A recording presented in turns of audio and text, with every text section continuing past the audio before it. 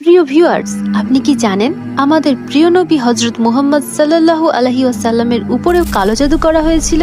এক অন্ধকার রাতের ভয়ঙ্কর ষড়যন্ত্র, এক পুরনো কূপ, আর কূপের তলায় লুকোনো কালো জাদুর সামগ্রী।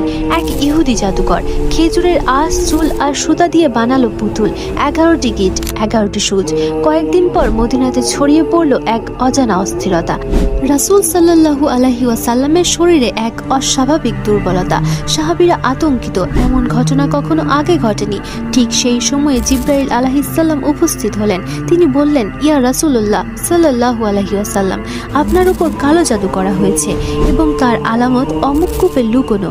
হযরত আলী কূপের পানি নামালেন, পাথরের নিচে মিলল জাদুর পুতুল, গিট বাঁধা সুতো। নাজিল হলো কুল আউযু বিরাব্বিল ফালাক, কুল আউযু বিরাব্বিন নাস। 11 আয়াত, প্রতিটি আয়াতে খুলতে লাগলো একটি গিট। প্রতিটি গিট খুলতে রাসূল সাল্লাল্লাহু আলাইহি ওয়াসাল্লাম সম্পূর্ণরূপে শিফা পেলেন। জাদু বাস্তব, কিন্তু তার শিফা শুধুই আল কোরআনে। প্রিয় বন্ধুরা, কমেন্ট বক্সে লিখতে ভুলবেন না সুবহানাল্লাহ।